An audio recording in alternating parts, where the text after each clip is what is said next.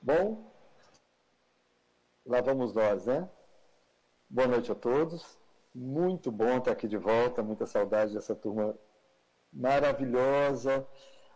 Essa pandemia impedindo da gente se encontrar pessoalmente, mas se Deus quiser, quem sabe ano que vem possamos dar um abraço afetuoso a todos.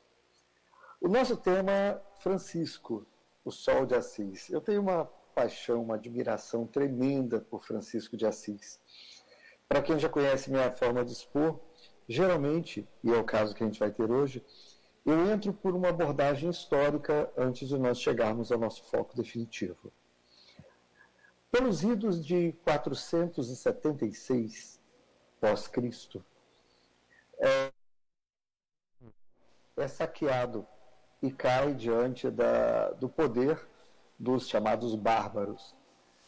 Nesse período, todas as obras de arte, todos os livros foram guardados nas catedrais como uma forma de proteger, uma vez que os bárbaros não conheciam o latim, eles depredavam tudo aquilo que não tinham como interpretar. Então, o conhecimento ficaria lacrado por muito tempo. A Europa mergulhava na chamada Idade das Trevas.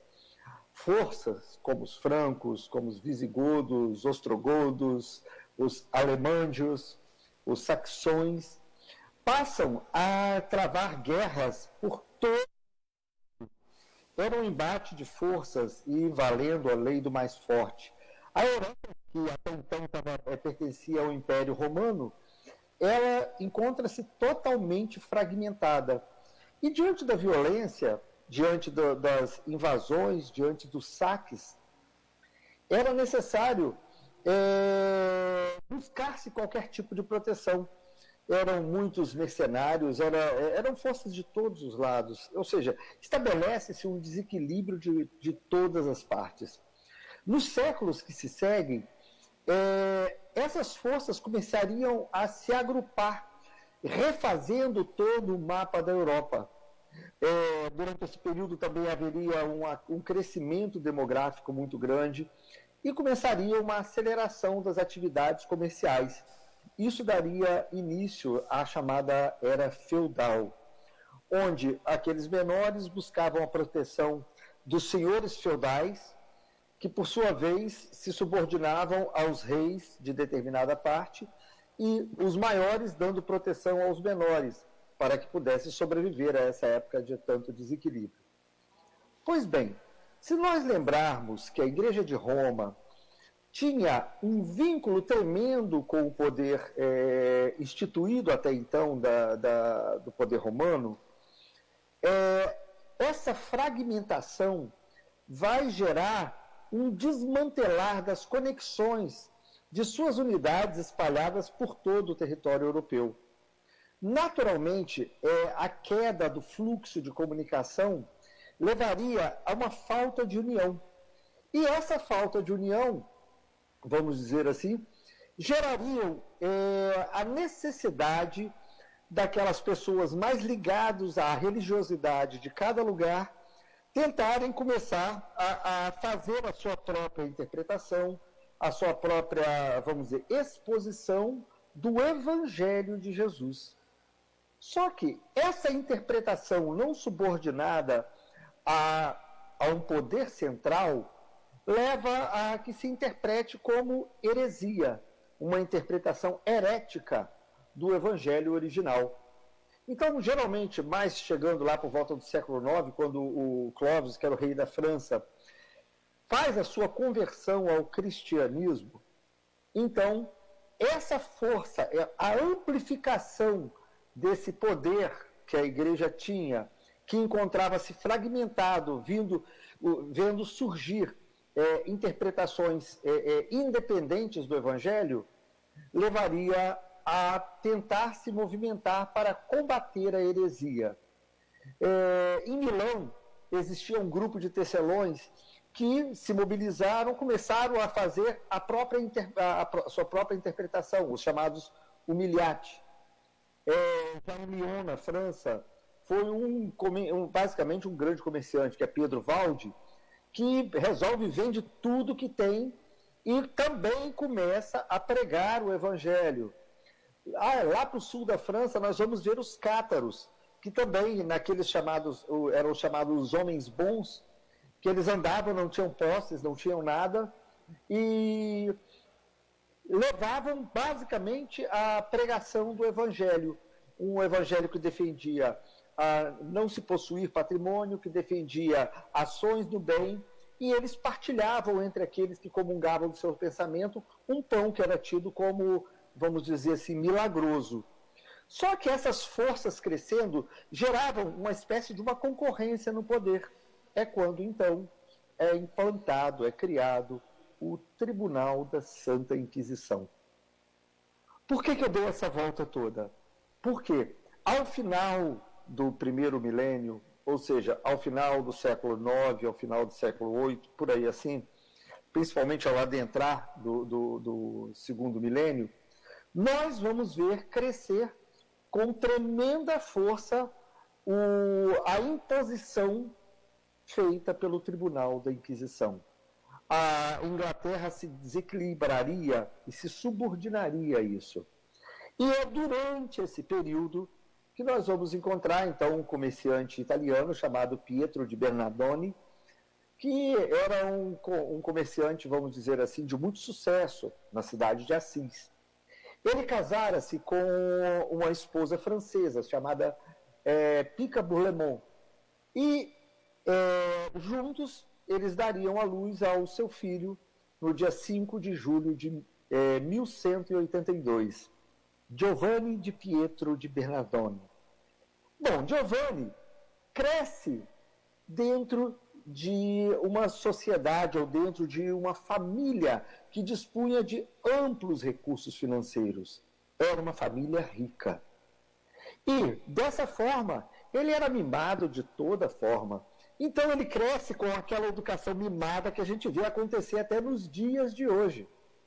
Durante esse período da sua infância, ainda com 5 aninhos de idade, paralelo, encontra-se crescendo os fortes braços da Inquisição. Mais ou menos quando Francisco tinha 5 anos, é quando o Pedro Valde, que era o líder dos valdenses, que cresceram lá em Lyon, na França, ele é condenado pelo Tribunal da Inquisição. Então, tudo isso acontecendo durante aquele período da infância. E esse menino tinha o hábito de comumente frequentar a família da sua mãe, que era na França. Então, desde a infância, ele passa a ter contato com o idioma francês, o que na sua adolescência vai ser um grande trunfo. Por quê? Um jovem que dispõe de recursos, vamos dizer, excessivos até, recursos acima da sociedade naquela época, tende a ter uma vida até promíscua. E ele, trovador, dominava o idioma francês, que sempre foi conhecido como o idioma do amor, a língua romântica. Ele utilizava disso para encantar as donzelas de até então. Os jovens de sua idade sempre procuravam cercar-se dele, porque ele tinha recursos para sair, para ir para qualquer lugar, para gastar, para pagar as rodadas dentro das festas que eles iam. Então, naturalmente, cria um ciclo que corre atrás dele. Ele não era muito bem visto pela sociedade, porque era um rapaz que esbanjava recursos que a maioria não dispunha. E durante esse período da adolescência, onde os jovens vão conquistando romances, onde vão conquistando as moças, é quando ele conhece uma jovem linda, também da cidade de Assis, que chamava Clara. Pois bem, como todos os outros jovens, ele trazia a vontade de destacar-se dos outros rapazes. E como os mais corajosos, queriam ser cavaleiros. Ele, como usava, esbanjava do seu idioma materno, ele passa a ser conhecido como o francesinho de Assis. E daí viria o apelido de Francesco de Assis, que posteriormente se tornaria o principal nome pelo qual ele seria conhecido. Então, quando chegamos mais ou menos no ano de 1202, Francisco estava aproximadamente com 18 para Francisco, né, estava com seus 18 para 19 anos. Na sua ânsia de se tornar cavaleiro, ele alia-se contra a guerra da Perúcia. A Perúcia, na verdade, era uma cidade que concorria comercialmente com Assis, em poder comercial. E ele alista-se e vai para as frentes de batalha.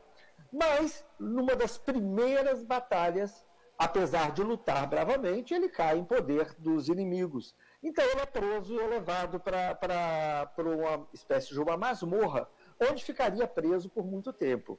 Durante esse período que ele encontra-se preso, vamos dizer, na cidade vizinha, ele vai adquirir uma infecção na vista que o acompanharia para o resto da vida e problemas de ordens gástricas no seu estômago, problema também que lhe incomodaria pelo resto da vida. E quando ele adoece e fica numa situação delicada, o seu pai compra a sua liberdade com condição financeira e traz ele de volta para ser tratado em Assis. Durante esse período que ele estava lá, ele tem um sonho, uma espécie de um delírio, onde ele se vê dentro de uma sala, de um castelo, aparentemente, em meio a inúmeras armaduras reluzentes, prateadas. E aquilo o faz crer que é uma iluminação divina e que ele, vamos dizer, deveria alçar ao posto de cavaleiro. Então, ele tentaria mais uma vez seguir aquela carreira. Por volta de 1205, ele se alistaria nos exércitos papais. Na verdade, os exércitos papais vão embrenhar uma guerra contra Frederico II, que era o rei da Germânia. Mas, quando ele encontrava-se indo em direção à batalha, não tinham ainda saído do território italiano, ele tem uma visão. E ele tem uma visão quando ele ouve uma voz que diz, Francisco, é mais importante servir ao Senhor ou ao servo? Então, sem saber do que se tratava, ele responde, claro que é ao Senhor. E é nessa hora que ele recebe uma instrução. Retorne para sua cidade e lá lhe será dito o que fazer. Ele, então, seguindo essa voz que ele ouve, ele retorna para Assis. Mas isso o tornaria muito mal visto. Por quê? Porque ele se torna um desertor. Perante a sociedade, ele fica mal visto. É o irresponsável, aquele jovem que já era irresponsável, agora botando tudo a perder, saindo de uma batalha para a qual ele estava programado. E essa deserção passaria a sua própria família a sofrer críticas, ele ficaria muito mal visto. Ele já não era bem quisto perante a maioria dos pais dos outros jovens, porque achavam que ele levava os filhos para uma vida, vamos dizer, promíscua. Nessa situação, ele passa ainda a ser mal desejado pelos pais dos outros jovens que o idolatravam praticamente.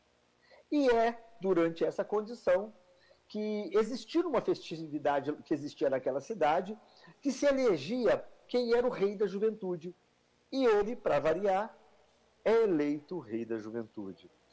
Quem era eleito gozava, vamos dizer assim, de toda uma projeção perante a sociedade. Não que ele já não tivesse, pela sua própria condição financeira.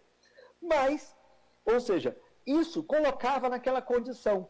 Quem chegava nesse patamar, nessa idade, encontrava-se preparando-se para casar.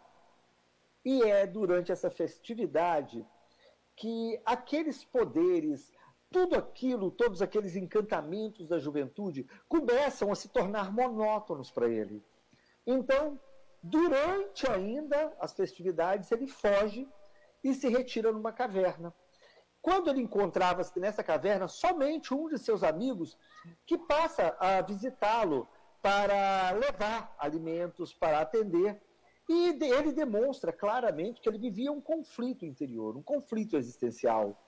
Ou seja, aquilo tudo que estava acontecendo, por mais que o promovesse com tudo que ele sempre sonhara anteriormente começava a não fazer sentido.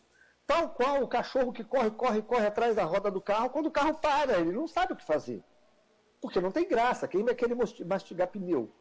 Então, naquele momento, ele alcançara o ápice da sua juventude e tudo aquilo, de repente, não fazia mais sentido para ele. Então, numa dessas, em determinado momento, ele encontrava-se cavalgando perante os campos daquela região, quando ele ouve de longe um sino que os leprosos tocavam quando vinham em uma pequena caravana para avisar que iam passar para que as pessoas se afastassem, porque eles eram completamente excluídos da sociedade. Mas Francesco, diante daquilo, com todo o nojo que ele expressava pelos leprosos, com todo o asco que ele tinha por aqueles seres literalmente em decomposição, ele se vê paralisado e não consegue sair do lugar.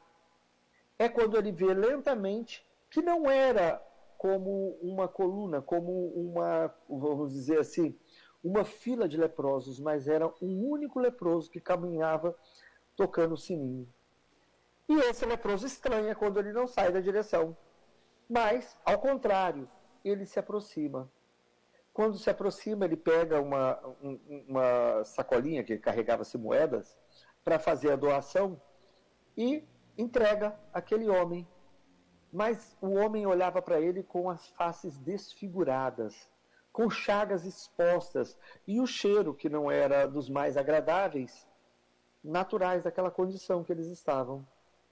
Francesco, que antes sentia um asco tremendo, naquele momento ele vê-se tomado por compaixão. E ele toma da sua capa e envolve aquele homem com seu manto. E não bastando aquilo, ele ainda vê-se impulsionado a abraçar-lhe e beijar a testa. Num ato completamente inesperado para qualquer pessoa daquele tempo. Depois disso, tomado dessa comoção, ele sobe em seu cavalo e ainda olha para ver o leproso que se afastava, mas não vê mais nada. Não existia mais aquele homem. Simplesmente não existia mais ninguém por ali. Posteriormente, ele interpretaria como tendo encontrado o próprio Cristo. Aquela imagem foi extremamente forte e mexeu com Francesco, que então busca a frequência de uma igreja. Ele busca frequentar a igreja de São Damião. E quando ele adentra a igreja de São Damião, ele ouve uma voz que parece vir de um crucifixo, que diz: Francesco, reconstrua a minha igreja. Ele olha para os lados e vê que aquela igreja encontrava-se praticamente com várias paredes em ruínas. Então ele interpreta como a necessidade de reconstrução física daquilo. E, diante disso, ele vai para casa sentindo que algo ele precisa fazer para mudar. Para que nós possamos nos situar na história, estamos aproximadamente no ano de 1205. E nesse período, na perseguição do Tribunal da Inquisição aos cátaros que se concentravam no sul da França, o Papa requisitara a formação da formada Cruzada Albigense. Essa cruzada não vai em busca da libertação da Terra Santa, mas em busca da perseguição dos cátaros. Seria uma perseguição extremamente violenta, nos quais grande parte daqueles seguidores do catarismo, que nada mais eram do que seguidores do Evangelho, segundo uma interpretação daqueles que o propagavam, mas que nada fazia além de levar os homens para a prática do bem. E Francesco, então, voltando para casa, ele não tendo o pai dele à frente da loja, ele resolve fazer uma grande promoção. Quem teve chance de ver o filme Irmão Sol, Irmã Lua, ver essas cenas, o filme foi muito bem montado, vale a pena assistir, é muito interessante, Irmão Sol, Irmã Lua.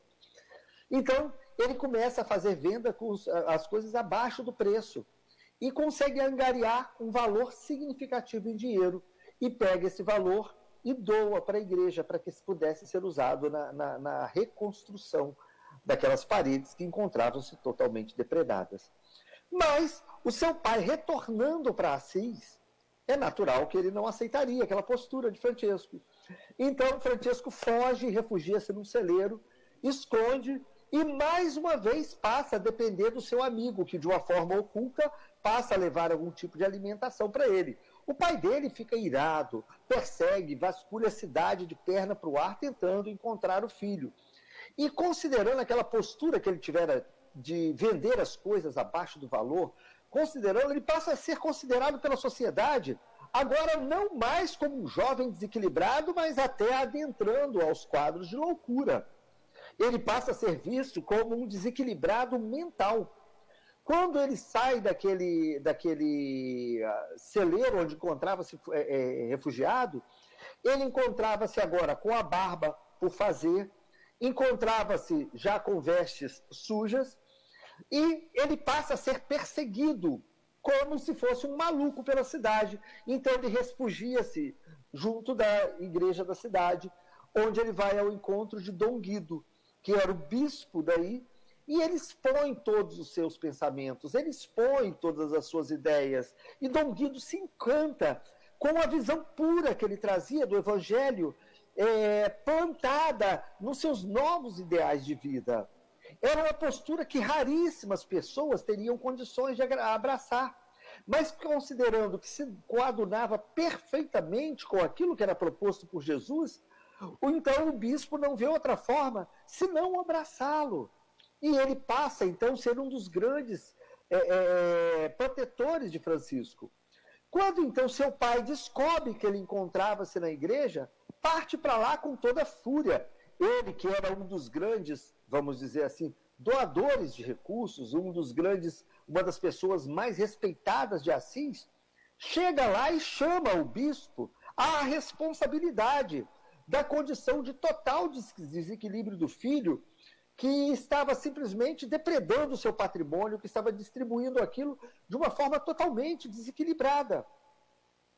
E diante daquela situação, então, veio a célebre cena que Francisco despe-se de tudo que vestia, fica nu, pega aquelas vestes e entrega: pai, toma tudo que te pertence. E sairia nu da igreja.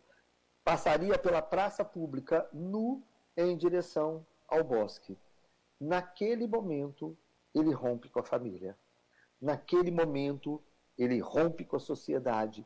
Naquele momento, ele rompe com seu antigo nome, Giovanni de Bernardoni, para assumir a condição de Francisco, o grande missionário de Assis. Veste-se de uma forma mais simples, utiliza, vamos dizer, tecidos rotos, amarrados por uma corda na cintura, e dessa forma ele começa a levar a cabo aquilo que ele vira como a interpretação da ordem que seguira. Reconstrói a minha igreja. Então ele não entende que a igreja encontrava-se ruindo diante de todos os desequilíbrios políticos, das ordens e da violência levadas adiante em nome do Cristo, mas abraça a carreira de pedreiro e começa a trabalhar para a reconstrução daquelas pequenas igrejas. É onde ele vai primeiro para a igreja de São Damião, que é onde ele ouvirá a voz e começa a trabalhar para a reconstrução das paredes depredadas. Depois ele iria para a igreja de São Pedro e posteriormente iria para a Catedral da Porciúncula. Durante esse período de dedicação, pedra por pedra na construção das igrejas, as pessoas começam a ter contato com ele e muitos conseguiam enxergar além da loucura que era vista pelos pais. E começam a ver o quão pura eram suas ideias, o como seu ideal era nobre. E é nesse embalo que Pietro de Catani, que era um dos amigos de até então, Bernardo de Quintavalle, um conhecido comerciante, que vende tudo que tem, pega aquele dinheiro e doa para essa obra. É onde ele vai conhecer Gilles, que seria outro de seus colaboradores, e começaria a se formar um grupo de frades, os chamados frades menores. E eles trabalham literalmente como pedreiros, reconstruindo aquelas obras. Mas não negavam nunca a hipótese de difundir o cristianismo. Então, eles começam a pregar o evangelho de Jesus. Só que, nessa de pregar o evangelho do Cristo, lembremos que a interpretação individualizada do evangelho do Cristo era o que, então, a igreja via como heresia. Então, o seu protetor, o bispo Bernardo de Guidoni, chama Francisco e fala para ele ir até Roma com os seus frades para regularizar, para subordinar a sua ordem ao então Papa Inocêncio III. Então, diante da preocupação expressada pelo bispo, Francisco juntaria seus frades e caminharia em direção a Roma. Lá eles vão para a Catedral de São João de Latrão, que era onde era a sede do poder papal. E lá eles começam a ter dificuldades para serem recebidos. Por quê? Porque eram frades humildes, que andavam com aquela indumentária extremamente simples, geralmente, como andavam descalços, não ficavam limpos.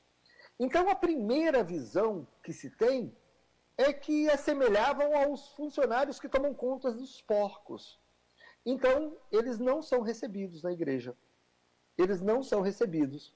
Mas ele pede que Dom Guido fizesse-se portador de uma carta onde levava os ideais da sua ordem pedindo a aprovação papal. Só que quando o Papa recebe aquilo, as proposições de Francisco, elas eram um tanto quanto rígidas. E a visão daqueles que já se encontravam arraigados à igreja há muito tempo é que eram impossíveis de serem seguidas. Por quê? Não se encontram homens capazes de abrir mão de toda a sua condição financeira, de abrir mão de todo o luxo, de abrir mão de tudo para abraçar uma postura religiosa. Então, isso começa a gerar um debate porque não consideram que é viável a implantação daquela ordem. Mas isso geraria um conflito, por quê? Porque se por um lado era uma ordem extremamente rígida, quase impossível de ser seguida, por outro lado, ela se enquadrava com perfeição nas próprias propostas do Cristo lá no início. Negar aquelas ordens, aquela ordem, aquelas proposições, era como se dizer, se o Cristo aqui aparecesse hoje, como ele estaria vestido? Talvez muito parecido com o que eles se vestiam. E o Cristo praticava exatamente o quê? Exatamente o que Francisco propunha.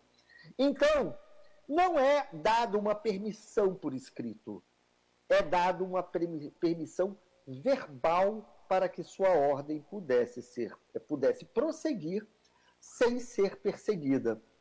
Só que essa falta de uma permissão por escrita, a dificuldade em serem recebidos perante o Papa, gera uma série de conflitos durante os dias que eles ficaram hospedados praticamente à rua, entre os seus frades, que começavam a se revoltar. Eles não aceitavam que a ordem de tamanha pureza pudesse ficar submetido a um controle que ficasse vinculados a essas condições de luxo, a essas condições exclusivas que eles se sentiam excluídos.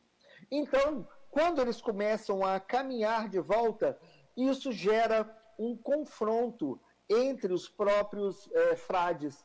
existe um conflito, existe debates no que deve e o que não deve ser feito. E tudo indica que é nesse período que Francisco afasta-se de todos eles para recompor as suas forças. É quando, seguido, depois, posteriormente, por um daqueles frades, ele é visto pregando para os pássaros, pregando apenas para seres do mundo animal e que o rodeavam com o aspecto de que estavam prestando atenção. É como se eles fossem atraídos por aquela energia. Quando eles voltam, então, para Spoleto, param numa pequena casa no caminho, à beira de um riacho, aonde se instalam e começam, de uma forma humilde, a atender aos leprosos. Passam a ajudar para fazer o curativo, a alimentar, tal qual era a postura dos primeiros cristãos na casa do caminho, após a crucificação de Jesus. Então eles passam a estender a mão, passam a ouvir, passam a atender, e de uma forma e uma dedicação ímpar. E com essa dedicação, começa a aumentar o volume de pessoas que iam em busca de sua ajuda, começam a aparecer mais novos voluntários e a ordem começa a crescer, a ponto, então, do bispo de Assis direcioná-los para a Catedral da Porciúncula. E lá faz-se, então, a sede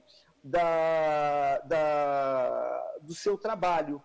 Ali, gradativamente, à medida que vai ampliando o número dos trabalhadores, que passam das dezenas, rapidamente chegam às centenas, e isso vai se expandindo de uma forma muito rápida, é a hora que vão se agregando trabalhadores, e é quando Clara, que sempre visitava Francisco e que se encantava com seu ponto de vista, que se encantava com sua entrega, resolve criar uma nova ordem.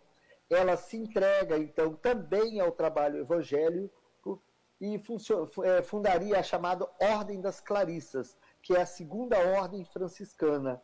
Essa ordem, que seria somente composta por mulheres, se instala na, então, Igreja de São Damião, lá onde começou, onde ele teve aquela revelação.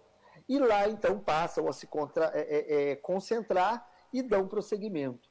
Nesse período, o trabalho de Francisco encontra-se expandindo de uma forma acelerada. Ele começa, então, a juntar os seus frades, 2 a 2, e despachá-los em direção a diversas cidades e diversos países pela Europa. Eles vão pregando o Evangelho, eles vão divulgando o Evangelho. E durante esse período chega até Francisco, começa uma viagem, retorna porque os afazeres o chamavam a atenção. Então, vamos dizer assim, o trabalho vai crescendo.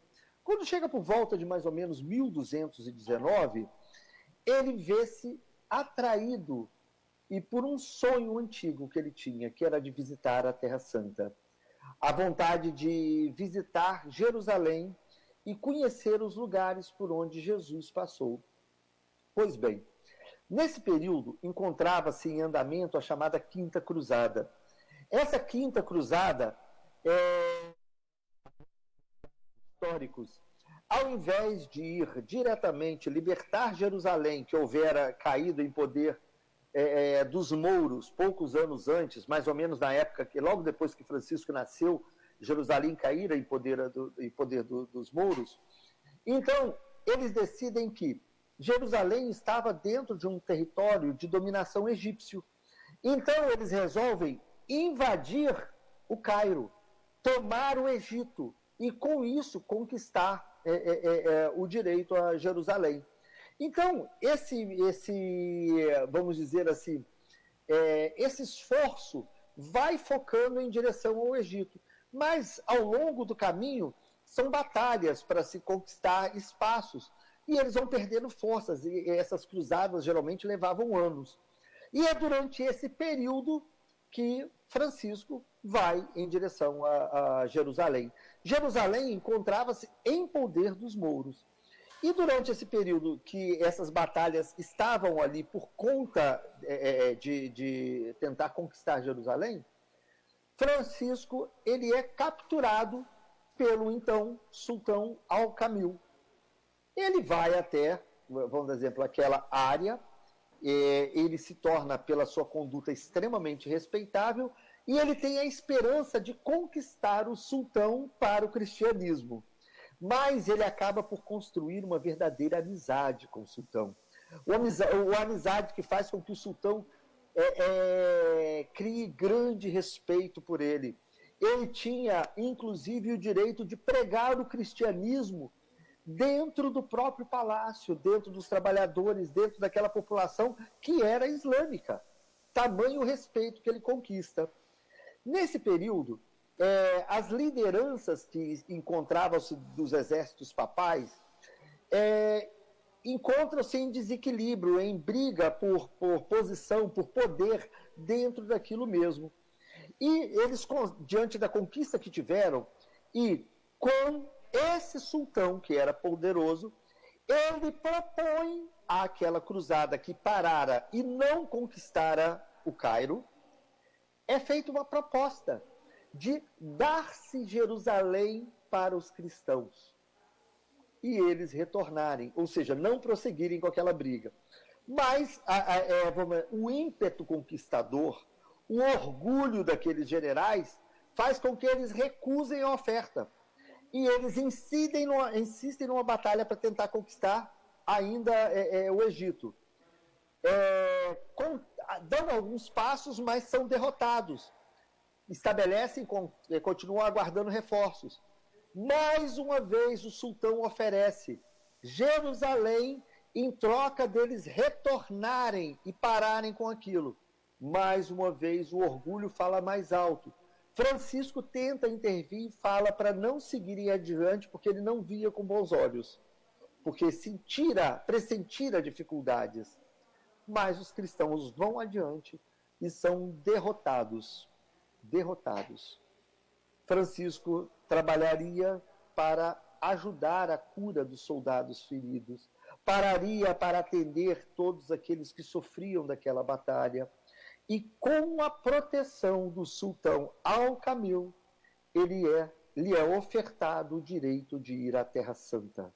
Ele, cristão, vai e conhece os caminhos por onde Jesus passou, conhece onde ele nasceu, conhece tudo aquilo.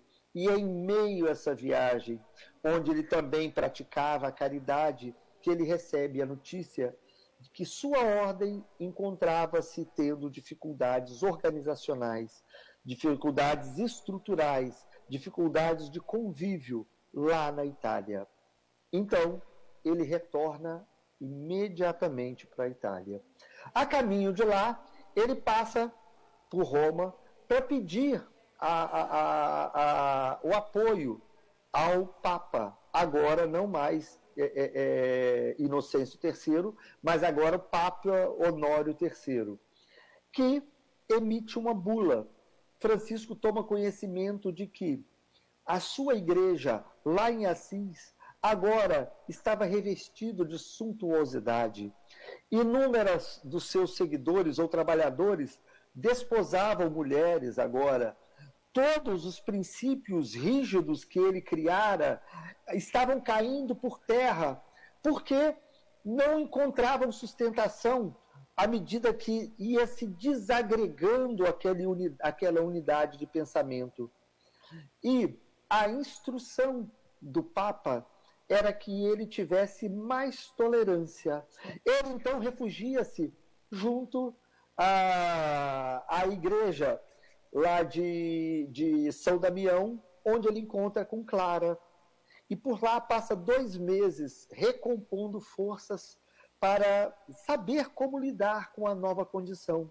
É quando Clara sabiamente fala: Pai Francisco, desapegue das coisas materiais. Ele não conseguia entender. Ele abria mão de tudo. Mas ela insistia: Pai Francisco, desapegue das coisas materiais. E segundo Léo, um dos seus auxiliares que acompanharam-o até lá, ele tinha dificuldades para entender. é quando Clara chega para ele e pergunta: de quem é a obra? É sua ou do Cristo?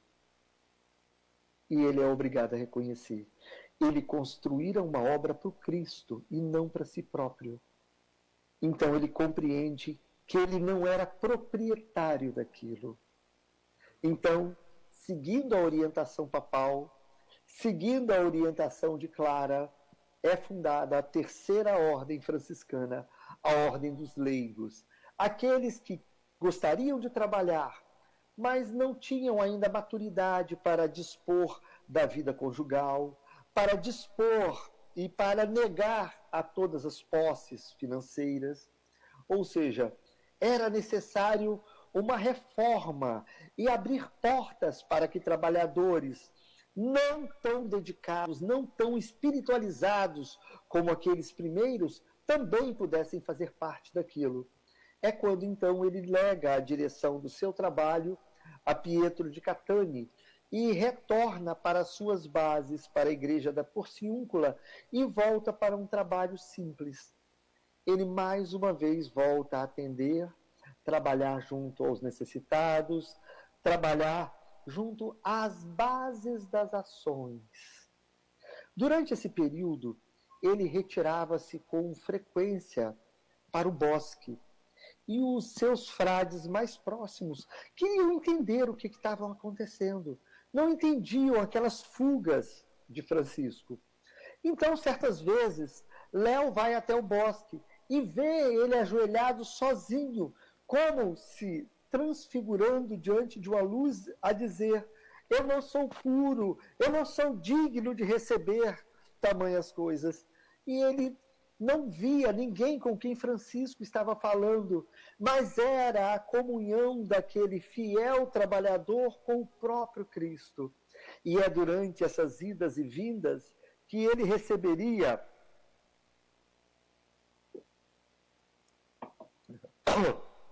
os estigmas do Cristo.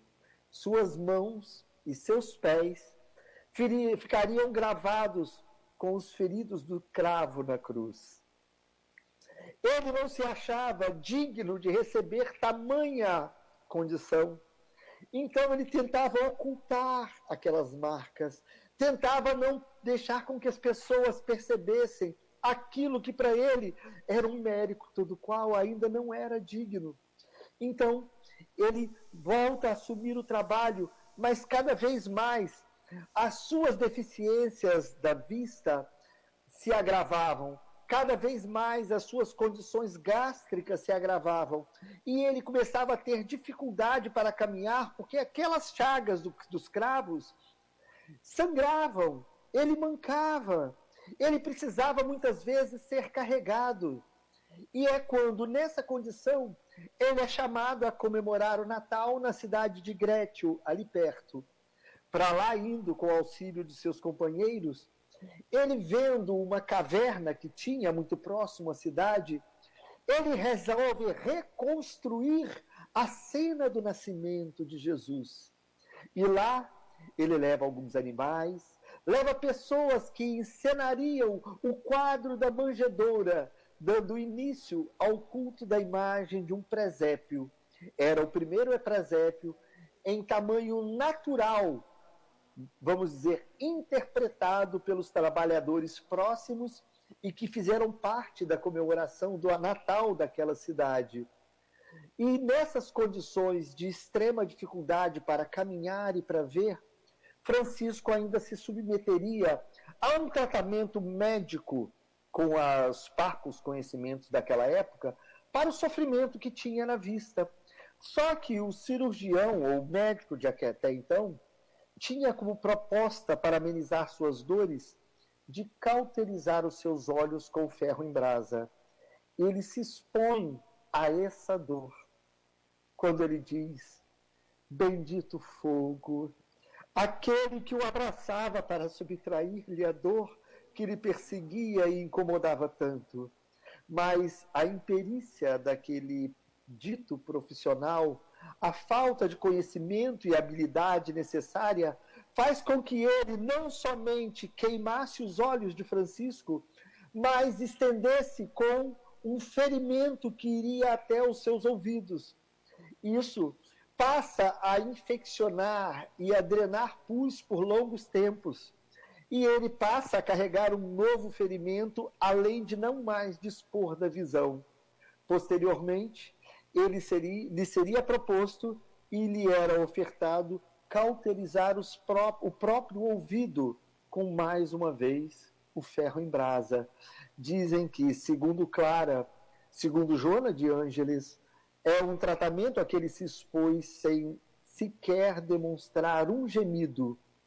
E agora, com dificuldades para a audição, completamente sem visão, tendo quase a impossibilidade de caminhar, ele pediria ser levado mais uma vez até a igreja de São João de Latrão.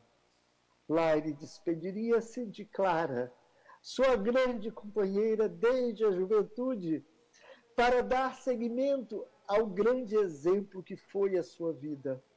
Ele pediria que seu funeral fosse feito na maior das simplicidades, que ele fosse enterrado nu, de preferência ao pôr do sol, na Porciúncula, no mesmo lugar onde seus frades eram também sepultados.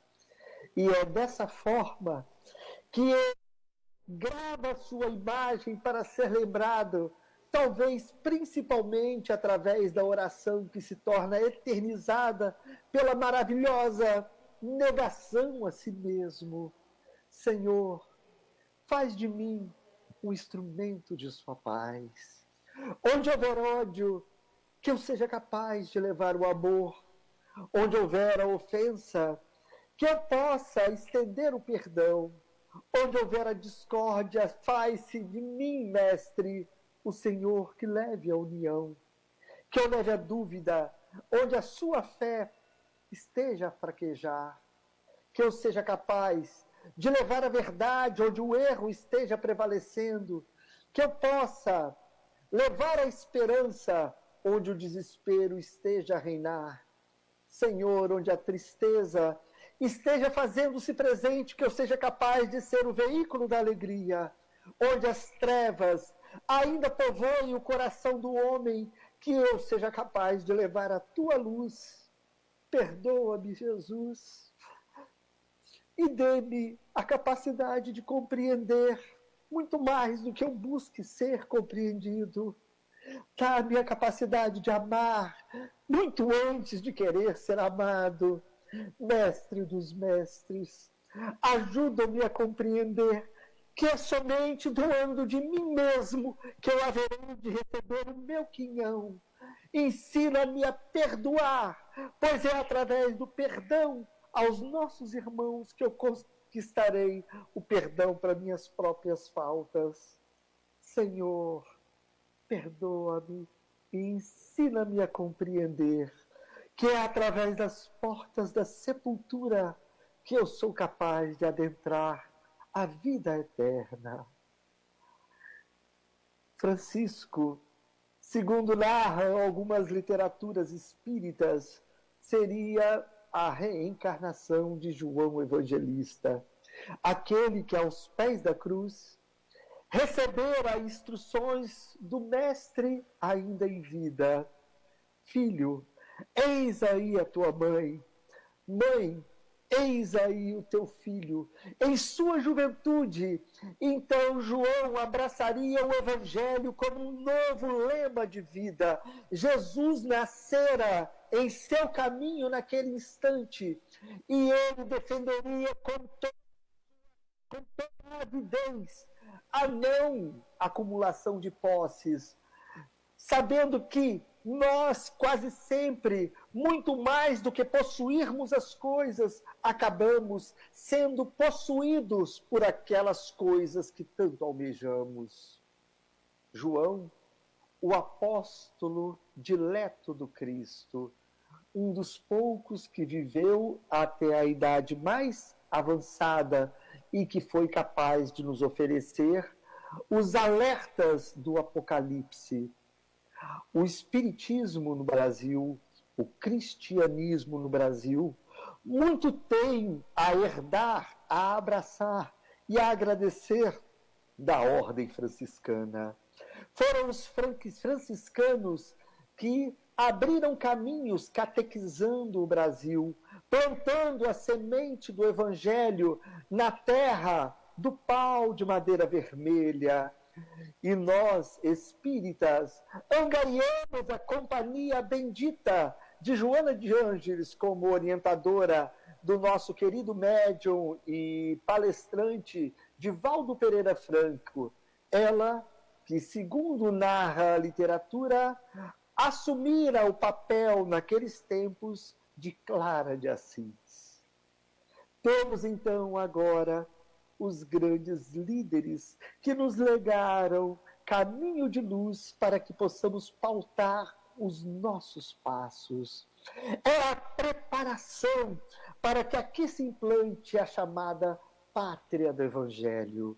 Manuel Filomeno de Miranda, pelas mãos de Divaldo Pereira Franco, no seu livro Transição Planetária, nos remete à avaliação da fase de transição pela qual a Terra passa e no qual nós temos a dedicada colaboração de inúmeros missionários que são mencionados reencarnando em diversas partes do mundo para servirem de balizas, para servirem de referências na reconstrução do mundo com pensamentos novos, para servirem de exemplos, quer sejam no magistrado, quer seja no magistério, quer seja na engenharia, quer seja na medicina, plantando referências de conduta, plantando exemplos que deverão ser seguidos por aqueles que ainda titubearem em cima do muro da indecisão nessa fase de transição.